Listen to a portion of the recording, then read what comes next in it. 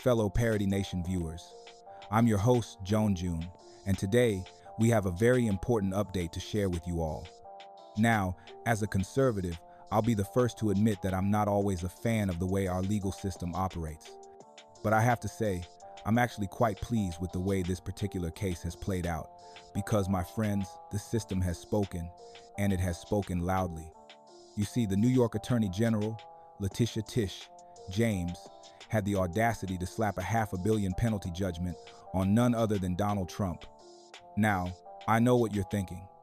How could someone like Tish James, who holds such a high position in the state of New York, stoop so low as to engage in such blatant political grandstanding?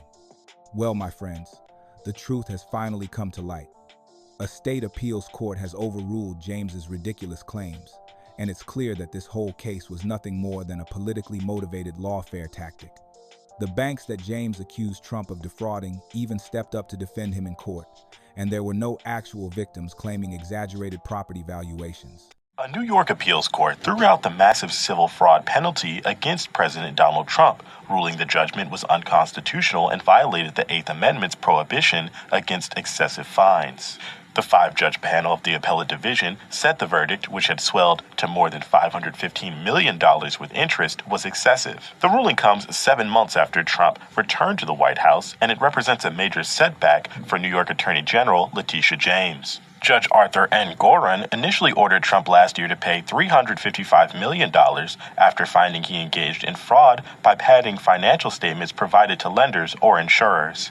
With interest, the penalty ballooned to pass $500 million, and Gorin had also barred Trump and his sons from holding leadership positions in New York corporations for several years, though those sanctions were paused during the appeal. The appellate court dismissed the penalty in its entirety while allowing injunctive relief to stand. Trump may now appeal the remaining provisions to the New York Court of Appeal. Wow, my fellow Parody Nation viewers, this is a major setback for New York Attorney General Letitia Tish James. A state appeals court has just overturned her ridiculous $500 million penalty judgment against former President Donald Trump. Can you believe the audacity of this woman? She's supposed to be upholding the law, not using her position to wage a personal vendetta against someone she doesn't like. Well, the system has spoken, and it's clear that nobody, not even Tish James, is above the law. Let me tell you, when I heard this news, I couldn't help but feel a sense of vindication. Because as a conservative, I've always believed in the importance of fairness, integrity, and the rule of law. You know, it seems that Tish James is now facing her own legal troubles, with a forensic accountant saying that her own fraud is clearly documented. Talk about poetic justice. I always say that God doesn't like ugly, and it seems like Tish James is learning that the hard way. If she had just done her job fairly and without political bias, she might not be in this mess. But alas, she chose to let her personal vendetta cloud her judgment, and now she's paying the price. Well, Fox News Alert, a New York appeals court just this morning has thrown out President Donald Trump's massive civil fraud penalty. The decision from a five-panel group in New York's appellate division changed the original decision that stood to cost Trump over $500 million. One appeals judge calling the lower court's penalty an excessive fine that violates the Eighth Amendment of the United States Constitution. You might remember that New York Attorney General Letitia James' office says despite this decision, they will not be dropping the case. Let's get some thoughts from Andy McCarthy. He's a former U.S. attorney. He is a Fox News contributor. He is on the phone with us. And last summer, you were helping us every single day as President Trump sat in that courtroom. Letitia James, the AG, she happened to be there as well. And at the time, I remember, Andy, you said that you thought this could be the outcome once the appellate court got a hold of it. What are your thoughts this morning? Well, I think, Dana, that Trump may be ultimately completely exonerated on this. For now, the penalty goes.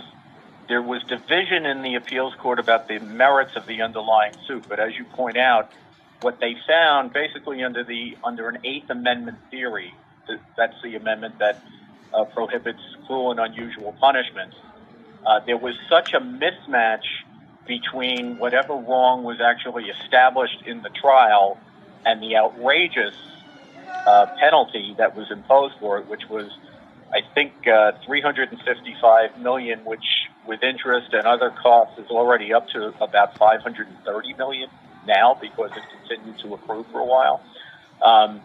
That was such a ridiculous mismatch between what the penalty was and whatever the wrong was that was established, that had to go.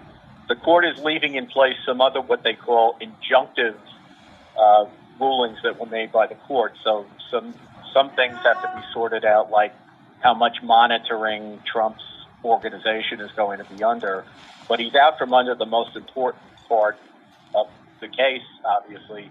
And I think there could still be an appeal to the highest appeals court in New York, the Court of Appeals, where they will deal with the question that seems to have vexed the appellate division, which is the whole merits of the case and whether Letitia James, the Attorney General in New York State, should have been able to use a consumer protection statute that had never been used in this way to try to establish a fraud case based on sophisticated financial actors, where, you know, this is not a situation that a consumer protection statute was ever meant to apply to.